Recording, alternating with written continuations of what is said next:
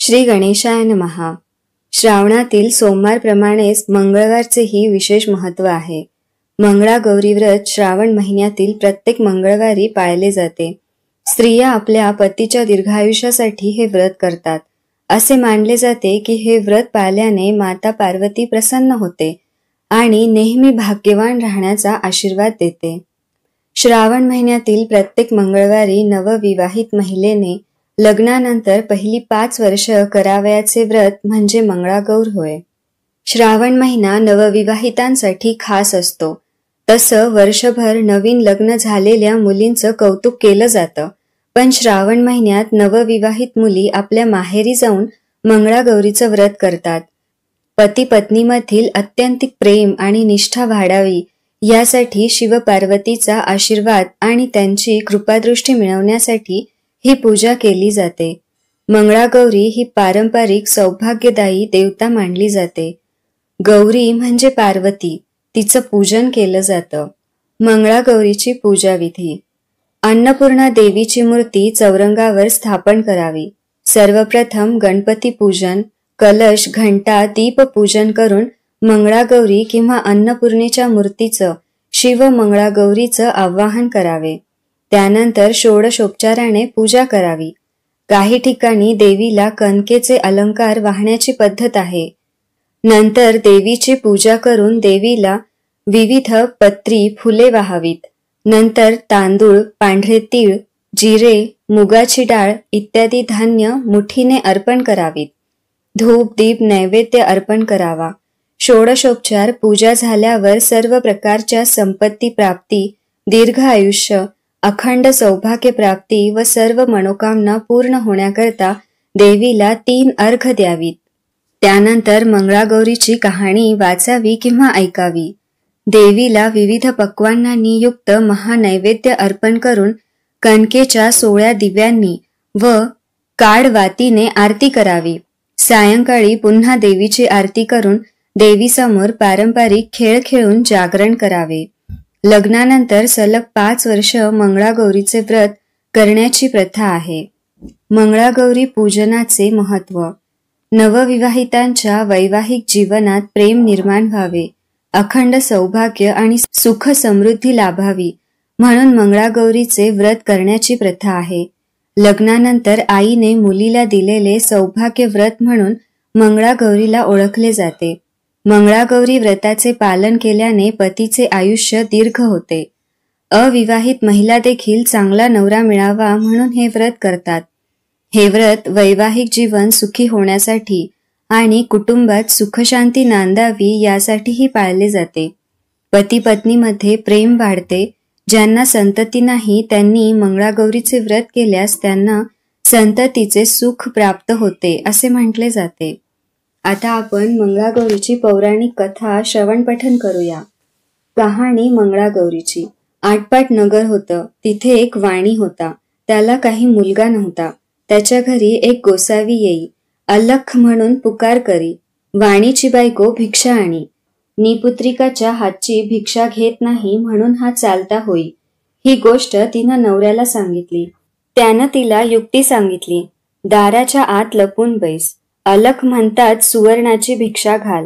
अशी भिक्षा झोळीत घातली। बुवाचा नेम टळला। नेम मोडला, बाईवर फार रागावला। मुलं बाळ होणार नाही तसा शाप दिला।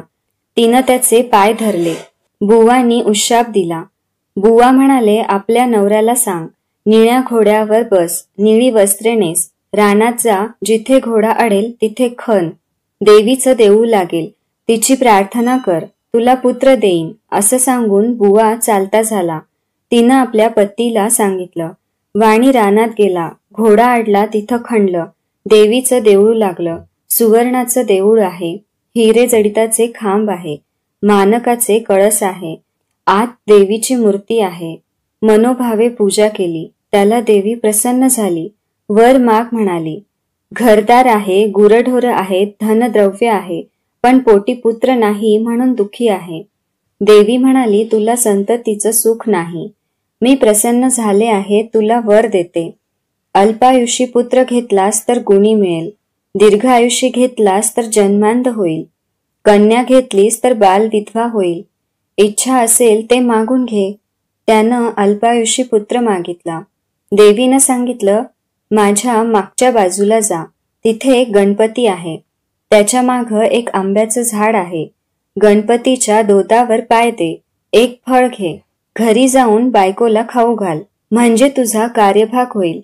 नंतर देवी अदृश्य झाली. नंतर तो देवीच्या मागे गेला. गणपतीच्या दोतावर पाय दिला, झाडावर चढला, पोटभर आंबे खाल्ले, मोठभर घरी नेण्याकरिता घेतले. खाली उतरून पाहतो तो आपल्या मोठेत एकच आंबा आहे. असं 4-5 वेळा झालं. गणपतीला त्रास झाला. त्यानं सांगितलं, तुझ्या नशिबात एकच फळ आहे. फळ घेऊन घरी आला. बायकोला खाऊ घातलं. ती गरोदर राहिली. दिवसामासी गर्भ वाढू लागला. 9 मास पूर्ण झाले. वाण्याची बायको बाळंतीण झाली. मुलगा झाला. उभयतांना आनंद झाला. दिवसामासी वाढू लागला. 8व्या वर्षी मुंज केली. 10व्या वर्षी लग्न करा म्हणाली. काशी यात्रेशिवाय लग्न करणं नाही, असा माझा नवस आहे, असा जबाब दिला. काही दिवसांनी मामाबरोबर यात्रेला पाठवलं. मामा भाचे काशीत जाऊ लागले.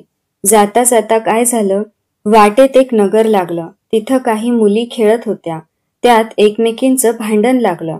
एक गोरी भुरकी मुलगी होती. तिला दुसरी मुलगी म्हणू लागली, काय ग राड द्वाड आहे. तेव्हा ती मुलगी म्हणाली, माझी आई मंगळागौरीचं व्रत करते. आमच्या कुळामध्ये कोणी रांड होणार नाही. मग मी तर तिची मुलगी आहे. हे भाषण मामांनी ऐकलं. त्यांच्या मनात आलं, हिच्याशी आपल्या भाच्याचं लगीन करावं, म्हणजे हा दीर्घायुषी होईल. परंतु हे घडावं कसं? त्या दिवशी त्यांनी मुक्काम केला. इकडे काय झालं, त्याच दिवशी त्या मुलीचं लग्न होतं. लग्नाच्या वेळेला नवरा मुलगा मादा झाला. मुलाचे आईबापास पंचायत पडली. पुढे कोणीतरी प्रवासी मिळेल तर बरं होईल, त्याला पुढे करून वेळ साजरी करू म्हणून धर्मशाळा शोधू लागले. तेव्हा मामा भाचे दृष्टीस पडले. मामापासून भाच्यास नेले. गोरज लग्न लावले. उभयतांना गौरी हारापाशी निजवले. दोघे झोपी गेली. मुलीला देवानं दृष्टांत दिला, अगं मुली, तुझ्या नवऱ्याला दंश करण्यास साप येईल. त्याला पिण्याकरिता दूध ठेव. एक कोरा करा जवळ ठेव. दूध पिऊन साप त्या कोऱ्या कऱ्यात शिरेल. अंगाच्या चोळीने तोंड बांधून टाक. सकाळी उठून आईला ते वाण दे. तिनं सर्व तयारी केली. दृष्टांताप्रमाणे सर्व घडून आले. काही वेळानं तिचा नवरा उठला. भूक लागली म्हणून म्हणू लागला. लाडू खायला दिले. फराळ झाल्यावर तिला आपली अंगठी दिली. पहाटेस उठून ताट घेऊन बिऱ्हाडी गेले. मामाभाचे मार्गस्थ झाले. दुसऱ्या दिवशी काय झालं, हिनं सकाळी उठून स्नान केलं. आपल्या आईला वाण दिलं. आई उघडून पाहू लागली, तो हार निघाला. आईनं कन्येच्या गळ्यात तो हार घातला. पुढे पाहिलं, वर मांडवात आला. मुलीला खेळायला आणले. ती म्हणाली, हा माझा नवरा नाही, मी ह्याच्याबरोबर खेळत नाही. रात्रीची लाडवाची व अंगठीची खूण काही पटेना. आई बापाला पंचायत पडली. हिचा नवरा कसा सापडावा? नंतर त्यांनी अन्नछत्र चालू केले. जो ब्राह्मण येईल त्याचे पाय मुलीनं हातात अंगठी घालून धुवावेत. आईनं पाणी घालावं, भावानं गंध लावावं आणि बापानं विडा द्यावा, असा नित्यक्रम चालू केला. हजारो लोक येऊन जेवू लागली. इकडे मामा भाचे काशीस गेले. पुष्कळ दानधर्म केला. तीर्थयात्रा केल्या. ब्राह्मणांचे आशीर्वाद घेतले. एके दिवशी भाच्यास मूर्छा आली. यमदूत प्राण न्यायला आले. मंगळागौर आडवी आली. त्या दोघांचं युद्ध झालं. यमदूत पळून गेला. गौर तिथेच अदृश्य झाली. भाच्या जागा झाला तसा आपल्या मामाला सांगू लागला, मामा असं स्वप्न पडलं. मामा म्हणाला, ठीक झालं, तुझ्यावरचं संकट टळलं. उद्या आपण घरी जाऊ. परत येऊ लागले. लग्नाच्या गावी आले. तळ्यावर स्वयंपाक करू लागले. दासींनी येऊन सांगितलं, अन्नछत्र आहे तिथे जेवायला जा. ते म्हणाले, आम्ही परान्न घेत नाही. दासीनं यजमानांना सांगितलं. त्यांनी पालखी पाठवली. आदरातिथ्य चांगले केले. पाय धुताना मुलीनं नवऱ्याला ओळखलं. नवऱ्यानं अंगठी ओळखली. आई बापांनी विचारलं, तुझ्याजवळ खून काय आहे? त्यानं लाडवाचं ताट दाखवलं. सर्वांना आनंद झाला. भोजन समारंभ झाला. मामाभाचे सून घेऊन घरी आले. सासूनं सुनेचे पाय धरले व तुझ्यामुळे माझा मुलगा वाचला असं म्हणाली. तिनं सांगितलं, मला मंगळागौरीचं व्रत असतं, ही तिची कृपा. सासरी, माहेरची, घरची, दारची माणसं सर्व एकत्र आली आणि त्या व्रताचं उद्यापन केलं. तिला मंगळागौरी प्रसन्न झाली. तशी तुम्हा आम्हाला हो आणि आपलं सौभाग्य अखंड राहो, इतकीच देवीची प्रार्थना करून ही 60 उत्तराची कहाणी 5 उत्तरे सुफळ संपूर्ण.